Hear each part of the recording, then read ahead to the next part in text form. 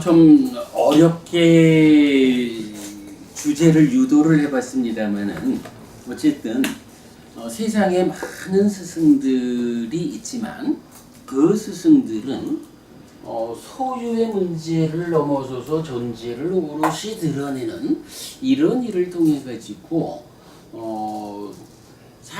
살아가는 가운데에 우리가 겪어야 하는 많은 괴로움에 대한 해법을 제시하고 있지요.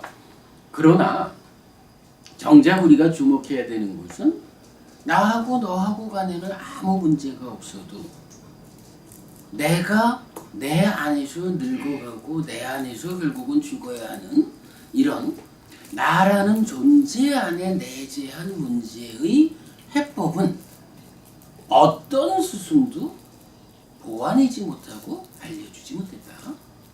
그 문제에 대해서 보완하고 문제의 해소를 실현한 분이 오직 한 분 부처님이다. 그렇기 때문에 생노사라고 하는 이 세 가지 법이야말로 부처님이 출현해야 하는 이유가 되는 것이다. 이 세 가지 법 때문에 부처님이 세상에 출현했다. 이렇게 세 가지 법경의 주제를 일단 보았습니다. 자, 이렇게 생과 노사라는 세 가지 문제가 있다. 이 세 가지 때문에 부처님이 필요하다라는 데까지를 왔습니다. 자, 이제 이어보면 이제 부처님이 이와 관련한 가르침을 주죠. 대표적으로 생노사와 관련해서 부처님이 알려주는 대표적 가르침 뭘까요? 12연기. 그러겠죠. 당연히 12연기가 그 부분에 대한 답을 주겠죠. 자, 이렇게 적었습니다.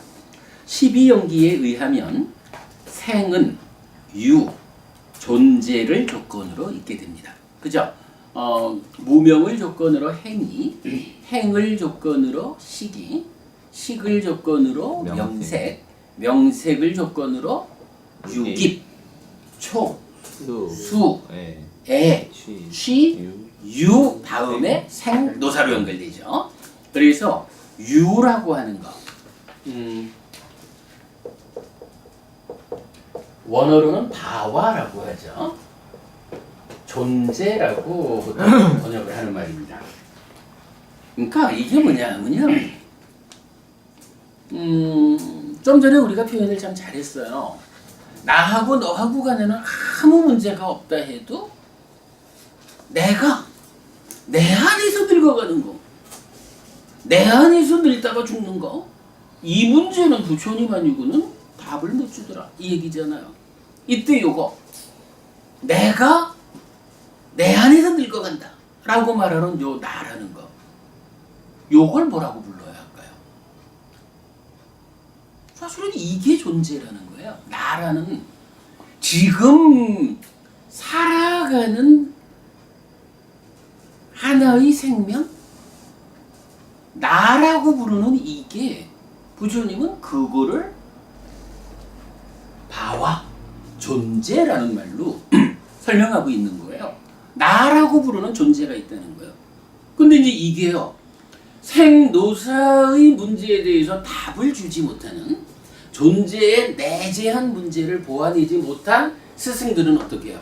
소유와 존재 측면에서 답을 주면서 그러면 그 나는 누구죠? 라고 물으면 나라고 하는 데에다가 어떤 설정된 답을 준다고. 내가 누구냐 하면 기독교 같으면 여호와 하나님에 의해서 창조된 존재요. 이럴 거고, 대표적으로 힌두교 같으면 창조주 하나님 브라흐마가 있어가지고 세상을 창조하고는 사람까지도 다 창조해 놓고는 와 이쁘다, 내가 내 몸을 나눠서 들어가 볼까? 라고 해가지고 창조주 하나님 브라흐마 자체가 분신이 되어가지고 그 피조물 안으로 들어갔다 이렇게 말하는 거잖아요. 그래서 그 피조물 안에 들어가 있는 그 신의 분신, 이게 뭐예요? 몸과 함께하는 그 몸은 별거 아니고 마음이야말로 참으로 나의 자아지 참된 것이지 라고 말하는 아까 설명한 이 부분에서 말하는 그 마음이라고 하는 이거를 힌두교에서는 이거를 아트만이라고 부르는 거잖아요. 그러면서 이 아트만이라는 것은 창조주 하나님 브라흐마의 분신이요. 그대로 신이요. 이렇게 말하는 거잖아. 신이기 때문에 상라가정의 특성을 가지고 있어. 이렇게 말하는 거잖아. 근데 이게요. 엄밀하게 말하면 존재라는 거를 정확하게 해석해가지고 제대로 보완해가지고 존재는 이런 것이요. 이런 과정을 통해가지고 생겨나는 것이요. 라고 답을 찾았다라고 하면 이렇게 나는 누구지? 라고 할 때 그 나는 생각해보자. 아무래도 우리 사는 모습을 볼 때 내가 스스로 어떤 존재를 만들어내지는 못했을 것 같지? 그러니까 생각해보면 창조주 하나님 여호와가 계셔가지고 나를 창조하셨을 거요 라고 나라는 존재를 설명하는데 창조주 하나님 여호와라는 우리 입장에서는 존재하지 않는 어떤 개념을 동원해가지고 나는 신에 의해서 창조된 존재요 라고 나에 대한 설정을 해버렸다고. 사실이란 개념으로 나에 대해 접근한 게 아니라 이렇지 않을까? 라고 하는 어떤 경우를 설정해가지고 답을 삼은 거라고. 그리고는 그렇게 설정된 답을 놓고 그 위에서 설정된 존재로서의 나라는 것 위에서 삶의 문제를 푸는 거잖아. 그러니까 이게 나와 너의 관계에서 생기는 문제는 답이 되는데 나 자신의 문제는 나를 제대로 보완한 게 아니라 그냥 이럴 거요 라고 설정한 상태로 답을 삼았기 때문에 사실 아닌 설정된 값이 문제를 해소해 주지 못하는 거죠. 힌두교도 마찬가지 아니겠어요? 이러한 나라고 하는 것이 누굴까라고 하니까 바로 창조주 하나님 브라흐마의 분신이요. 내가 바로 이렇게 우리 입장에서 보면 사실 아닌 상황을 설정을 해버렸다고. 세상을 창조한 브라흐마라는 창조주를 가상으로 만들고 그 창조주의 분신이 바로 나여라고 하는 참 아닌 상태를 설정을 해놓고는 그 설정된 값으로의 나를 전제로 세상에 나를 전제로 문제를 풀고자 하니까 이 내가 남들하고의 문제에서는 남들과 관계에서 생겨나는 문제는 풀어질지 몰라도 내 자신이 가지고 있는 거는 있는 그대로 나의 상태를 보완하지 못한 상태에서 설정한 해답이니까 안 풀어지는 거죠. 그런데 지금 12월 그러면 지금 이제 떠오르는 게 있는데요. 그러니까 힌두교에서 말하는 아트만이 나라고 설정이 되는 게 있다면 지금 한국 불교에서 얘기하고 있는 내가 곧 부처다 하는 얘기가 그거하고 같이 상통하겠네요. 그럼 보면. 요 얘기는 조금 이어서 할게요. 예, 그 질문 조금 이어서 답을 드릴게요. 이제 사실은 이제 우리가 방금 이제 12연기라고 답을 주셨잖아요. 12연기가 결국은 뭔가요? 생노사라고 하는 태어나야 하고 늙어야 하고 죽어야 하는 이 문제가 무엇을 조건으로 하느냐라고 하니까 방금 우리가 바와 존재라는 것을 존재라는 답을 찾았잖아요. 근데 이 답을 누가 준 거냐 하면 12연기를 처음으로 발견해가지고 알려주신 이가 부처님이잖아요. 바와를 유라고 할 수 있나요? 바와가 유죠. 바와를 번역한 게 유죠. 그러니까 생노사의 문제는 왜 있느냐? 바와, 즉 존재라는 것이 있기 때문에 생도사가 있다라는 요 답을 누가 준 거냐면 부처님이 준 거라. 그런데 이제 우리가 여기서 다른 스승들, 다른 종교의 답을 설정됐다라고 말하는 이유는 뭐냐 하면 부처님이 존재를 조건으로 생도사가 있다라는 요거는 그냥 존재 자체를 완전히 보지 못하고 설정한 경우가 아니고 부처님이야말로 이 수행의 과정을 통해서 깨달음의 과정을 통해서 완성된 지혜를 통해 가지고 바로 나라고 하는 존재를 완전하게 보완했다. 완전히 나를 보완했기 때문에 이러이러한 삶의 과정을 통해서 존재라는 것이 생겨나면 이 존재라는 것, 나라고 하는 하나의 생명이 살아가야 한다라는 이 현실 위에서 태어나고 늙고 죽음이 뒤따른다. 이렇게 부처님이 설명을 했다는 거잖아요. 우리가 불교 신자인 이유는 뭐죠? 부처님께서 이렇게 깨달음의 힘으로 완전한 지혜의 눈으로 보아낸 이것이 나라고 하는 존재의 실상이다라는 요걸 믿는 게 우리가 불교 신자인 이유죠. 그러면 부처님은 근데 실제로 조금 다른 차이가 있죠. 다른 종교에서 나는 누굴까라는 거를 그냥 신의 분신이요 이렇게 설정을 해버린다거나 창조주에서 창조된 거예요 이렇게 말하고 마는 거하고 12연기는 좀 다르죠. 존재라는 거, 나라고 하는 존재가 있어서 존재의 삶이 생도사요. 그런데 이 존재라고 하는 것은 뭔지 알아? 이 존재라는 건 요런 건데 이 요런 상태가 어떻게 생겨나는지 알아? 라는 거를 12연기가 딱 그걸 말해주잖아요.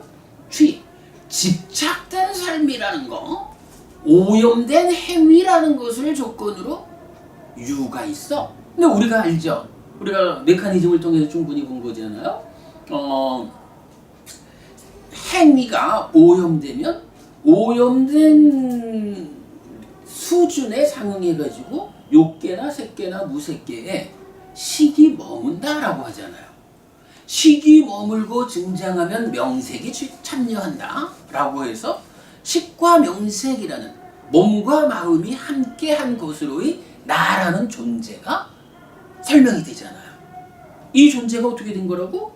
그거는 삶의 과정에서 우리가 집착된 삶, 집착된 행위, 오염된 행위를 하기 때문에 그 결과로 삶의 주체가 되는 식이라고 하는 요 마음이 욕계, 색계, 무색계 어딘가 행위에 대응한 자리에 머물고 쌓이면 명색이 참여해가지고 식과 명색이 함께하는 상태라고 불리는 내가 나라는 존재가 만들어지는 거라고 설명을 해주잖아요.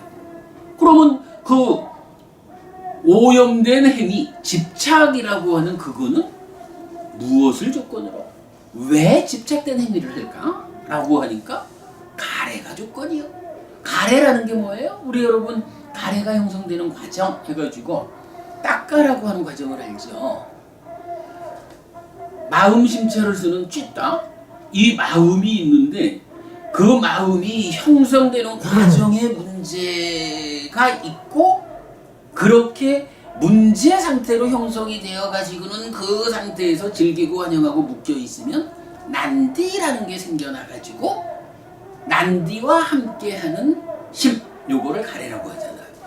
이렇게 마음이 형성 과정의 문제 때문에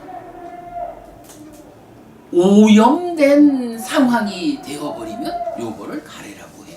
마음이 오염되어서 가래가 되면 그 가래라고 하는 오염된 마음을 조건으로 집착된 행위를 해서 식이 머물고 증장하면 명색이 참여해가지고 바로 존재라는 상황이 되는 거요 라고 부처님 설명하고 있잖아요.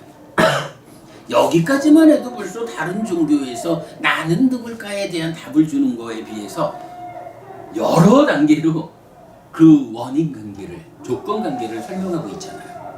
근데 그뿐인가요? 그러면 그 가래는 무엇 때문에 있을까? 라고 하니까 내가 지금 삶의 과정에서 어떤 느낌을 경험하고 있는지 수라고 하는 것이 조건이 되어가지고 닦아라는 내적인 과정에서 가래가 되는 거예요. 설명하죠. 수는 어떻게 해서 있나요? 삶의 과정에서 3, 4화학 촉이라는 것을 조건으로 느낌이 생겨나서 경험되는 거예요. 그러면 촉은 어떻게 있는 건가요?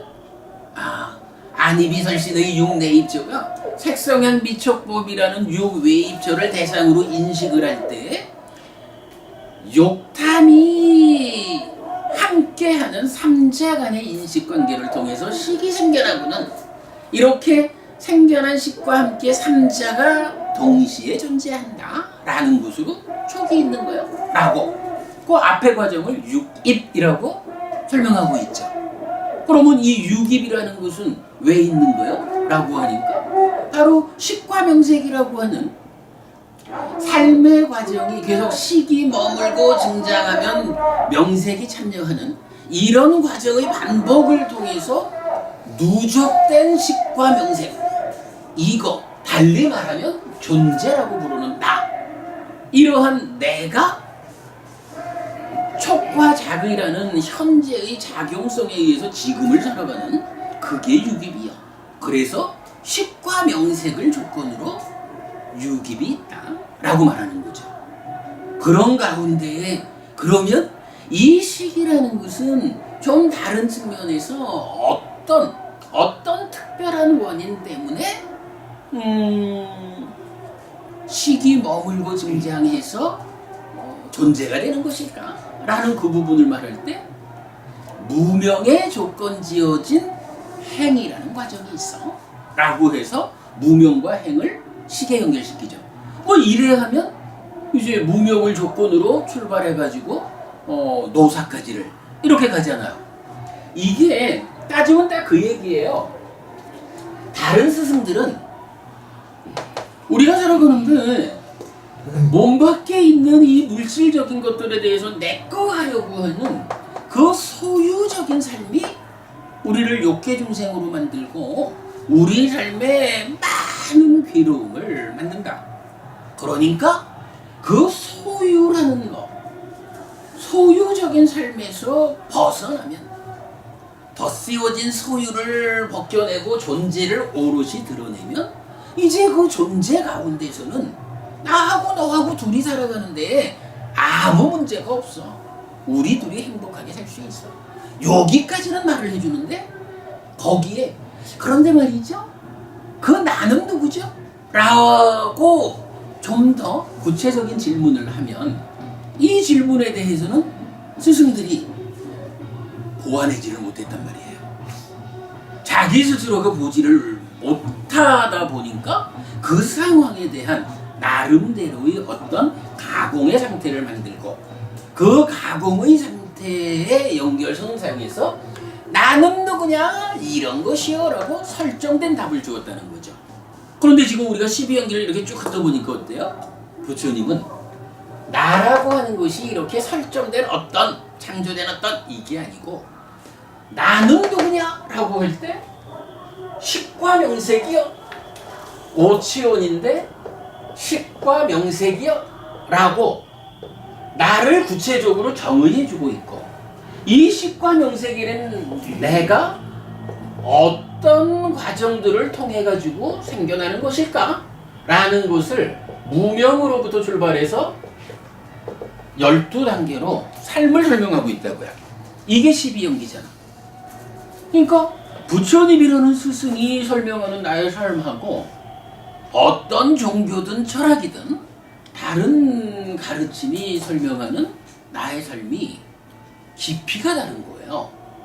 그럴 때 이제 우리가 불교 신자다라고 말하는 것은 부처님이 이렇게 단순한 설정이 아니라 깨달음이라고 하는 이 과정을 통해서 완전한 지혜의 눈으로 우리 삶을 있는 그대로 보아가지고 알려주셨다. 부처님 말씀하신 것이 나라고 하는 존재에 대한 사실이다. 이렇게 믿고 받아들이는 게 불교 신자지요. 그런 개념으로 지금 전체적인 글이 작성되고 있는데 좀 전에 담마라가 부부님 질문이 요 개념인 다시 한번 해주셔요. 아 지금 이제 스님 말씀하신 거는 부처님이 이제 말씀하셨는데 지금 한국 불교에서는 부처를 갖다가 네네. 내가 곧 부처다.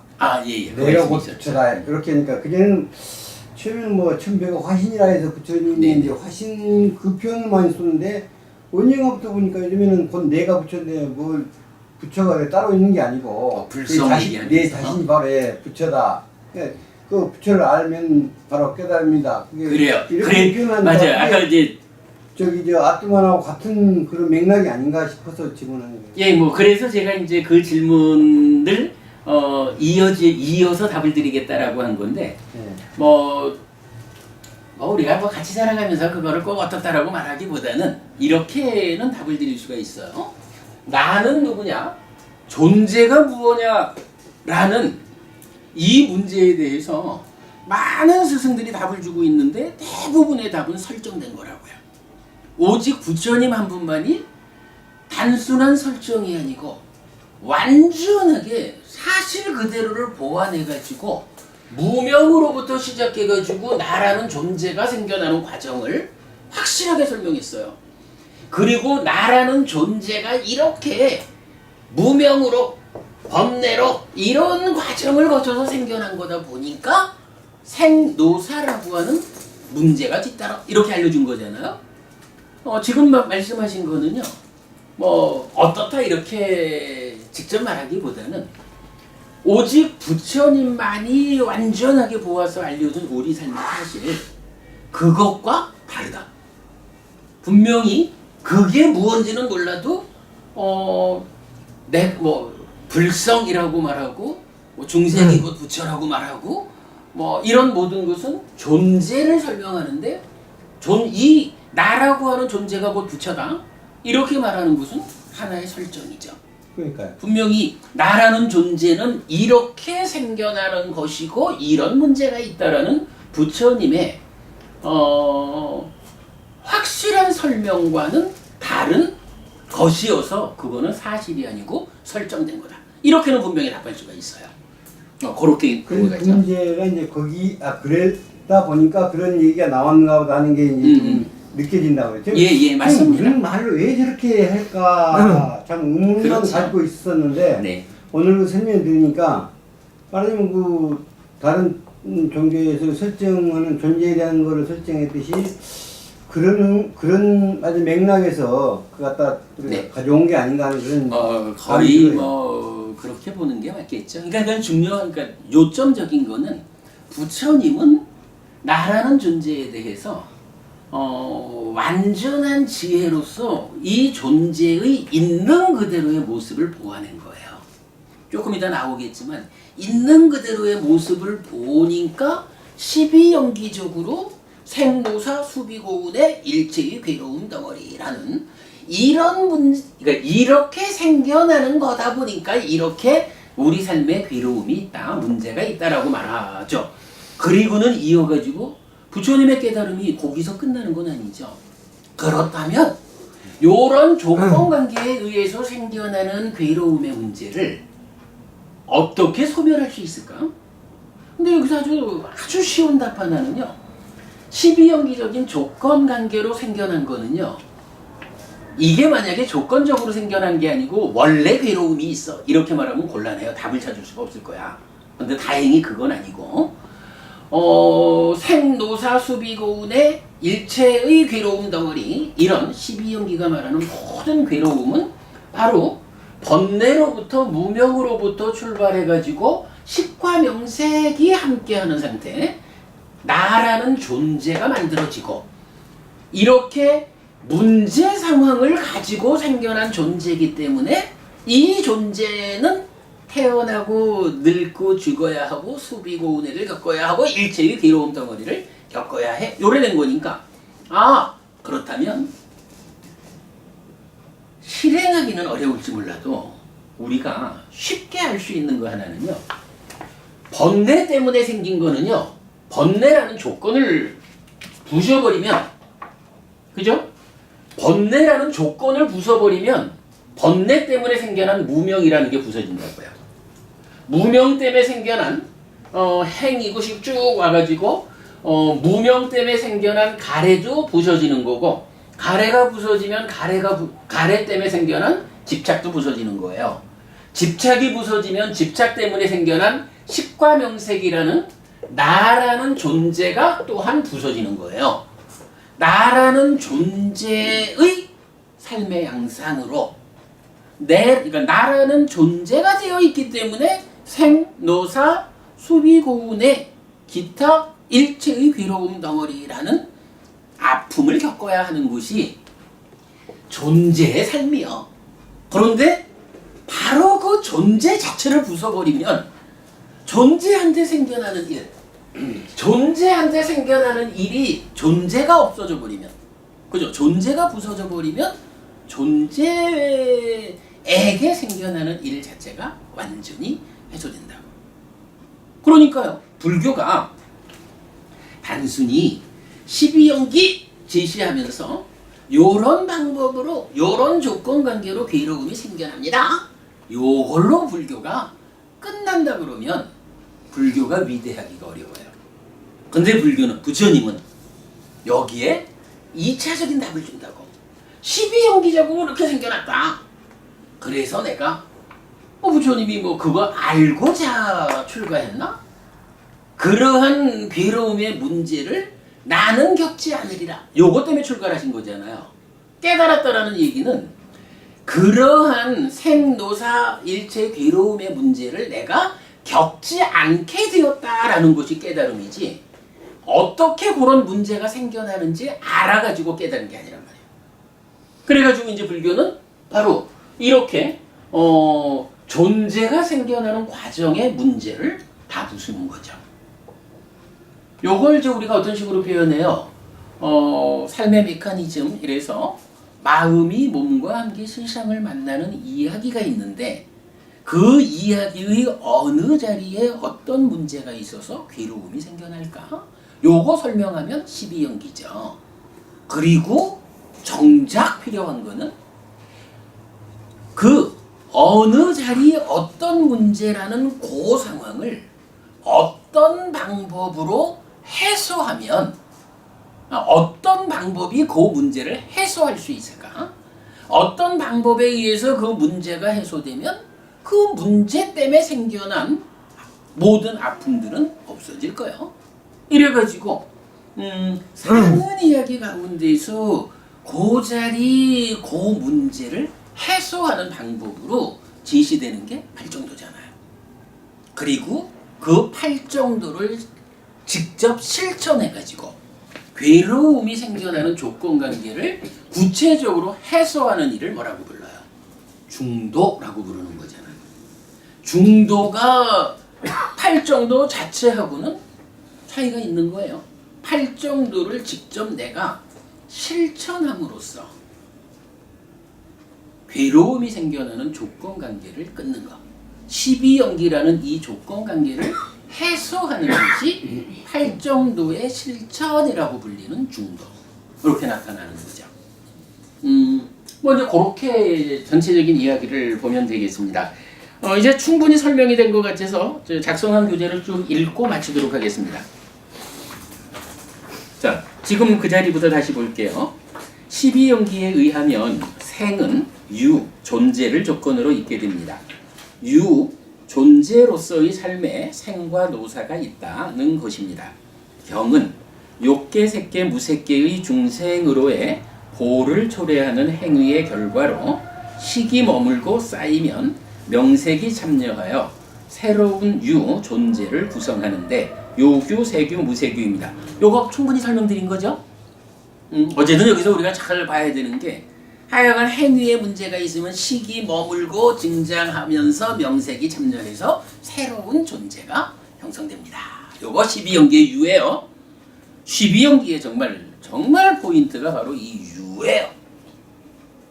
어떻게 문제 상황에 존재가 생겨나가지고 그 존재로서의 삶에 괴로움이 뒤따를까? 요게 12연기의 요점이라고 봐야 돼요.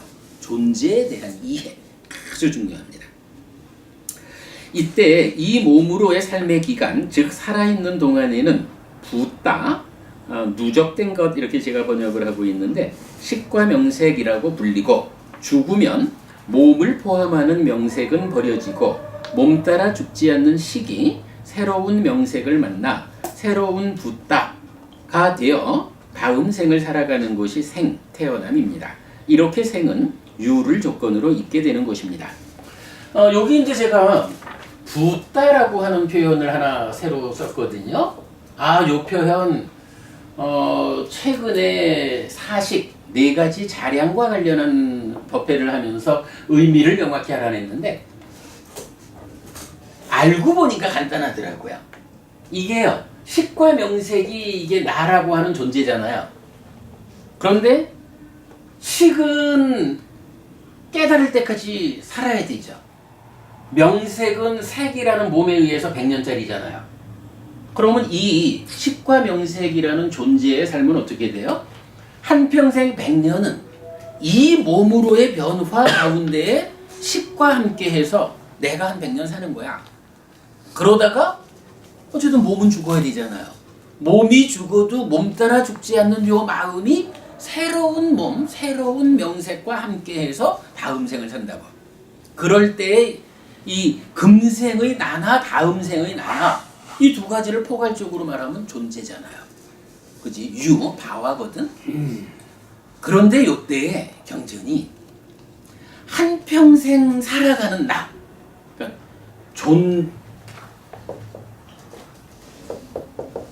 존재가 살아가는 거예요. 바와. 그런데 식이라는 것은 전체를 연결되는 변화 과정이 있는 거지만 이제 각각 몸이 달라지잖아요. 그죠? 이렇게 몸이 각각 달라진단 말이야. 이럴 때 요 한 몸과 함께하는 요 기간, 요 때도 식과 명색이 함께하는 거죠. 따지면 이것도 유 존재잖아요. 그런데 요 그러니까 하나의 몸으로 살아가는 요 기간 동안을 지칭하는 말이 붓다라는 말이 나오더라고요. 그러니까 내용은 똑같은 거야. 식과 명색. 그죠? 식과 명색인데 지금 이 몸이 함께한 식과 명색이냐, 죽은 다음에 아직 해탈하지 못해서, 아직 깨닫지 못해서 이 마음이 다음 생의 몸과 함께 살아가는 식과 명색이냐, 이런 차이는 있죠. 요때에 요거 지금 몸과 함께 하는 존재 상태를 붓다라고 경전이 부르더라고요. 요거 아주 잘 찾아냈어요. 자, 그거 내가 참고하고요. 이런 과정에 의해서 이렇게 생은 유를 조건으로 있게 되는 것입니다. 경은 경은 다시 존재로 이끄는 것. 다시 존재로 이끈다라는 게 뭐예요? 우리가 해탈하면 나라고 하는 존재 상태가 바와 존재가 되지 않는 거죠. 이 소유의 삶, 존재의 삶을 넘어선 해탈된 삶이다라는 이거는 식과 명색이 함께하는, 근데 그 식과 명색이 번뇌와 무명의 영향을 받는 유위적 삶의 영역에 있는 식과 명색이잖아요. 그러니까 우리가 해탈했다라고 하면 더 이상 그런 존재가 아니죠. 그런데 해탈하지 못하고 지금 몸으로 살아가는 요 삶에도 번뇌의 영향을 받는 무명으로부터 출발하는 12연기적인 중생의 삶을 사는 거고, 다음 몸으로 살 때도 계속 그 삶을 사는 거죠.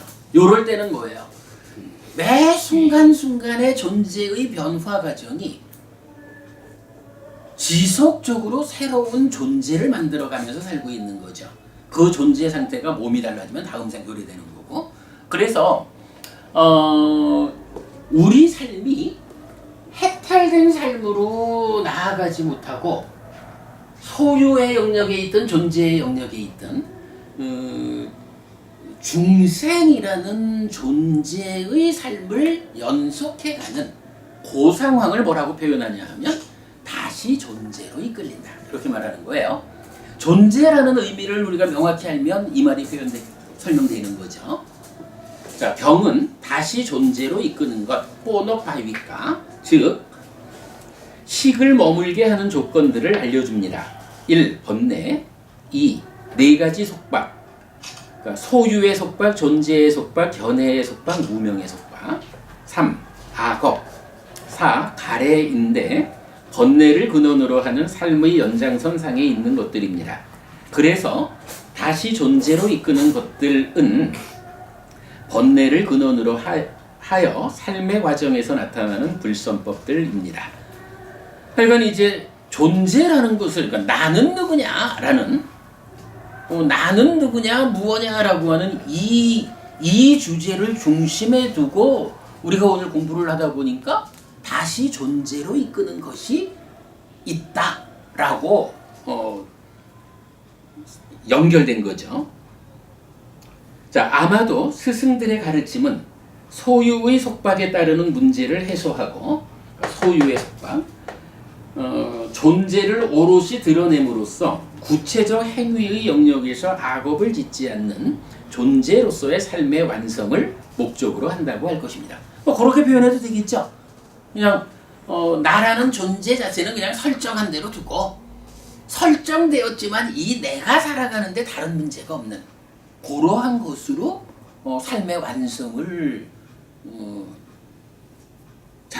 완성점을 잡은 거겠죠.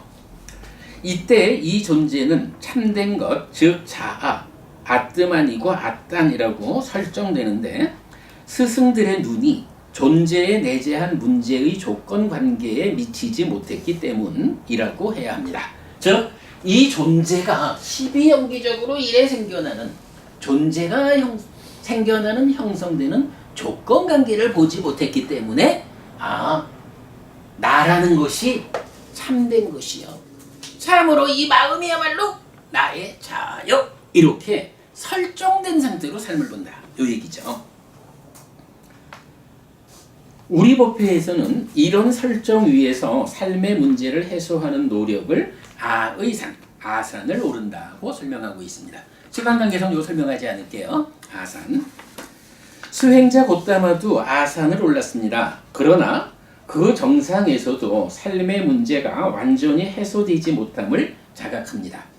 보디왕자경, 맞지마니까야 85번경 등은 무소유처와 비상비비상처라는 존재의 최상위에 오른 수행자 곧다마의 감성을 이렇게 전합니다.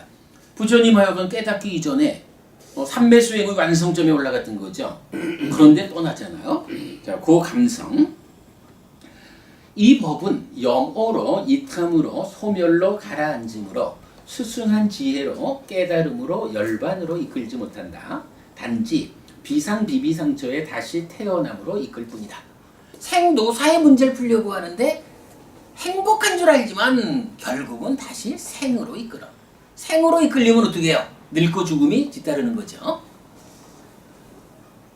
그 법에 만족하지 못하고 낙담하여 떠난 수행자 곧다마는 다시 고행을 통해 삶의 문제의 완전한 해소를 시도하지만 고행 또한 바른 방법이 되지 못함을 자각하고 이렇게 말합니다.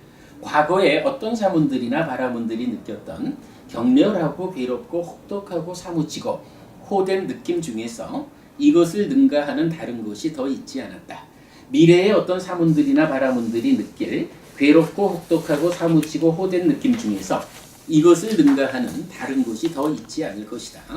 현재의 어떤 사문들이나 바라문들이 느끼는 격렬하고 괴롭고 혹독하고 사무치고 호된 느낌 중에서 이것을 능가하는 다른 것이 더 있지 않다.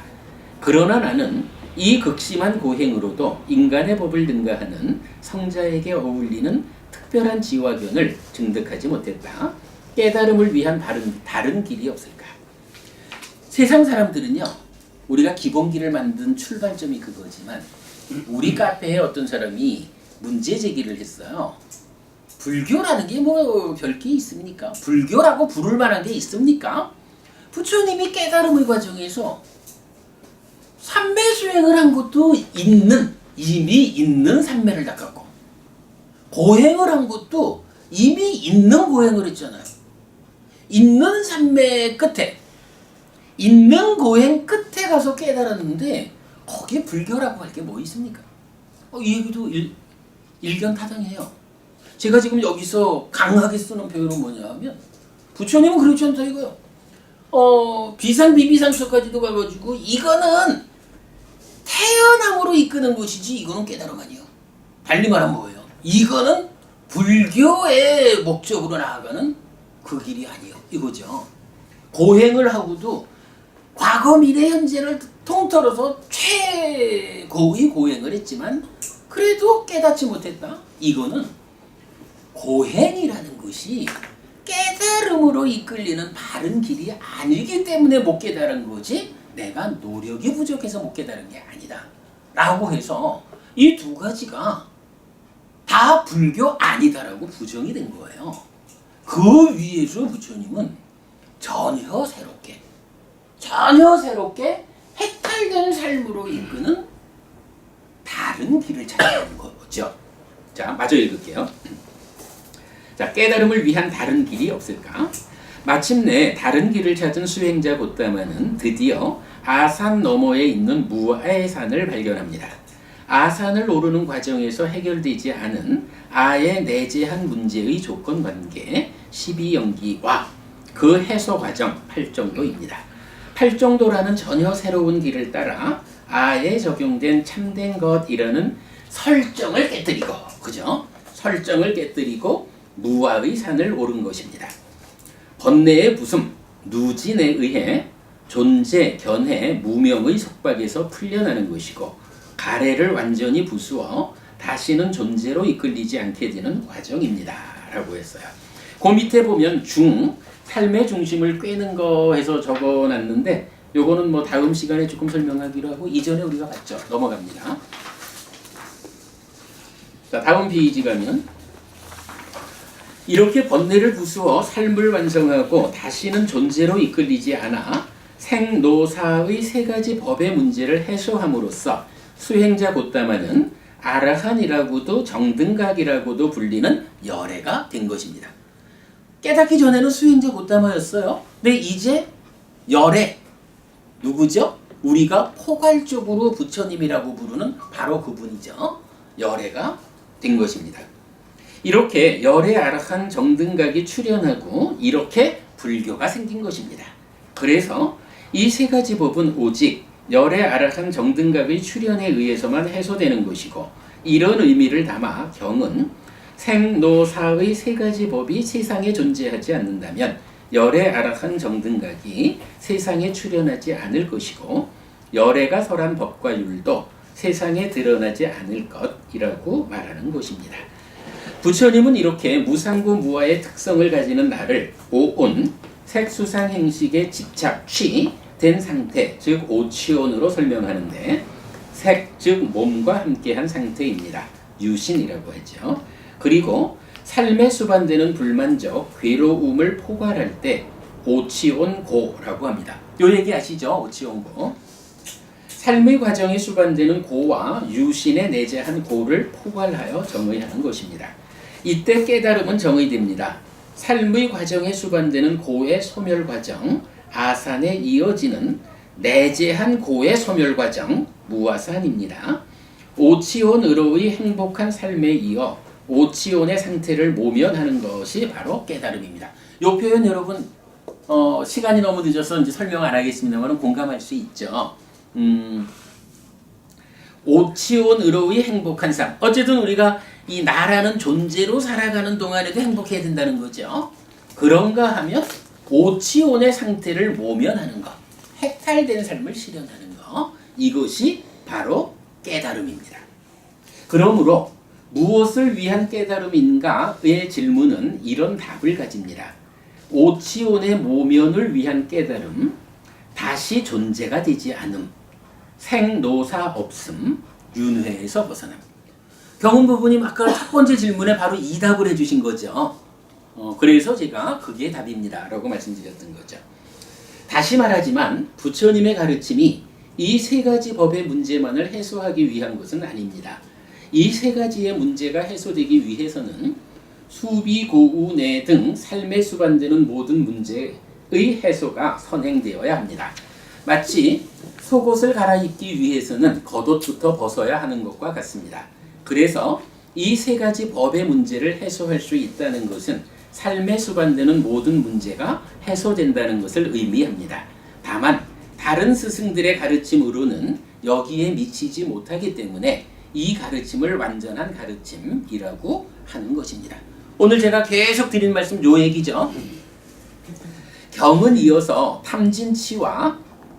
탐과 진과 치의 세 가지 법을 제거하지 못하면 생노사의 세 가지 법을 제거할 수 없다고 합니다. 탐진치가 바로 생노사의 원인이어서 탐진치를 제거하는 일을 통해서 이 가르침은 생노사의 문제를 해소한다고 알려주는 것입니다. 이렇게 탐진치의 문제를 완전히 해소한 자가 번뇌다한 아라한, 즉 깨달음을 성취한 자입니다. 그래서 무엇을 위한 깨달음인가의 질문은 탐진치를 부숨으로써 생노사의 문제에서 벗어나기 위한 깨달음이라는 확장된 답을 갖게 됩니다. 앞에서 한번 답을 했죠. 근데 원인 한 가지를 더 부추겨서 확장된 답을 2차적으로 했습니다. 그렇습니다. 부처님의 가르침에 의한 깨달음은 생노사의 문제, 즉 윤회에서 벗어나기 위한 깨달음입니다. 이것이 삶의 현실에 대한 통찰 위에서 중생으로의 삶에 수반되는 고의 문제를 해소, 고멸하기 위한 가르침이고 그 완성으로의 깨달음인 것입니다. 이제 마지막 한마디는 이제 단마라가 부부님 질문하신 그 내용하고 통하는 답이 될 거예요. 이제 마지막 깨달음에 어떤 환상도 얹지 않아야 합니다. 오직 부처님이 말씀하시는 깨달음이면 되는 거예요. 그 깨달음을 우리가 바르게 아는 것이 중요해요.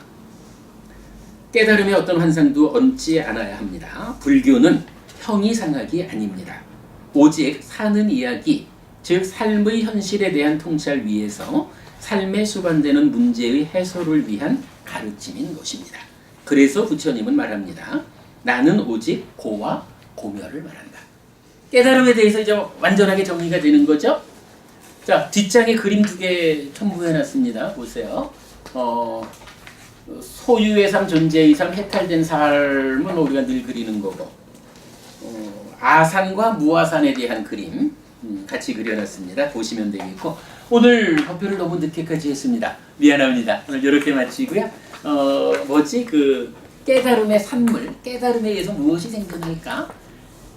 오늘 거기까지 하려는 건 욕심이었네. 다음 주에 그 주제로 연결되도록 하겠습니다.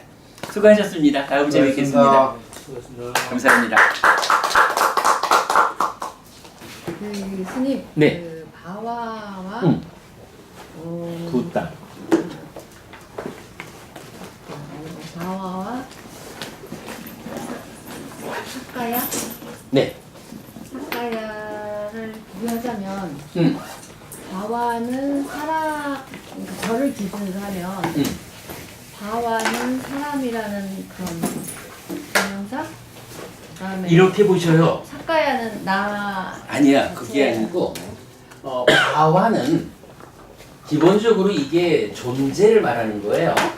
예. 유라고 됐고 달리 말하면 이게 나라는 얘기잖아. 아까 이렇게 나라는 말이 중복이 돼서 제가 아니 그래서 내가 그거를 말하는 거야. 그러니까 바와라는 게 이제 서로 쓰는 용어는 다르지만 나는 누굴까라고 말하는 이 지금 살아가는 게 이영미라는 존재 이거죠. 그 나거든. 근데 이 나를 다른 가르침에서는 이거를 설정을 했다라는 거예요. 어떻게 창조된 거요? 아트만이요? 참나요? 이런 식으로 이걸 설정했다라는 거고, 이 설정된 상태를 부르는 말이 아트만 이렇게도 말하고 사뜨라는 말을 써요. 그렇죠. 존재라는 개념으로. 그러니까 상나 가정의 존재라는 개념으로 사뜨라는 표현을 쓰거든. 그런데 부처님은 나라고 하는 존재가 다른 가르침이 말하는 그렇게 설정된 개념이 아니요 라고, 이 내가 무엇냐라고 하니까 식과 명색이 함께한 식이 머물고 등장하면 명색이 장려한다 라고 해서 그렇게 삶의 과정을 누적해 가면서 만들어지는 요 식과 명색의 상태를 이것이 나여 라고 부르면서 이 나를 바와 이렇게 불렀고, 이 바와라는 내가 식과 명색이라는 이것이 달리 표현하면 뭐냐, 이걸 다르게 말하면 경전은 구체적으로 말해요. 무엇이 바와라고 불립니까? 라고 할 때 이게 그냥 두 가지로 나오는 거야. 유신이라고도 나오고 오치온이라고 나오는 거예요. 그래서 뭐 오치온 중에 이제 이게 색이 들어가 있으니까 색과 함께 하는 거로 해 오치온, 유신 요 개념이 되죠. 하여간 지금 이제 영미법부님 질문하신 내용을 저는 이렇게 포괄적으로 이해를 하면 좋을 것 같아.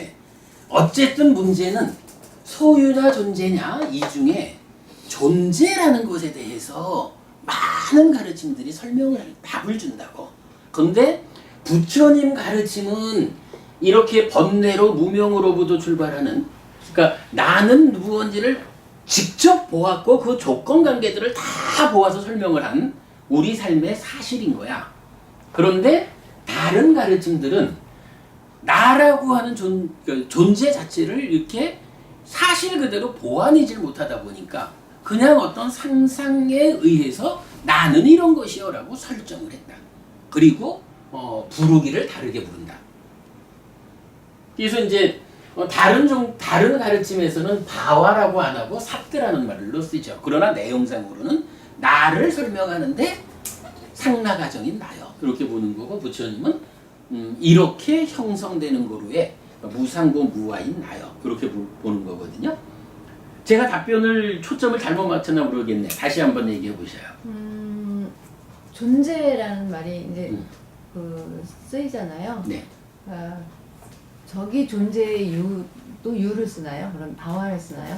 색계 무색계의 존재도 바와를 쓰나요? 그럼요.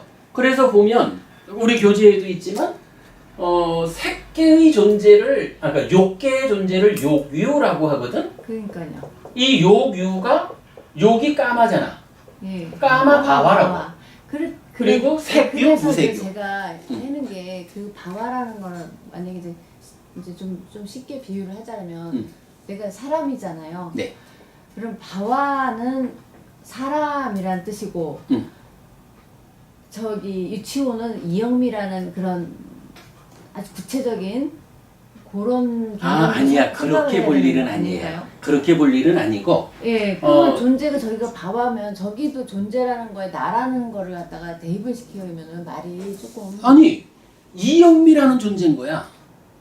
그러니까 그 나 하나를 얘기할 때는 그렇게 되는데 무색계, 색계, 그러니까 욕유, 색유, 무색유를 따질 때는 거기에다 이영미, 나를 대입하면은 조금 어려운. 그래서 경전은 뭐라고 말해요? 가르침이라는 것은 스스로 보여지는 것이고 시간을 넘어선 것이고 와서 보라는 것이고 향상으로 이끌고, 우리 이영미 따루니 법부님처럼 현명한 자에게 제각각 알려지는 것이다 이렇게 말하잖아.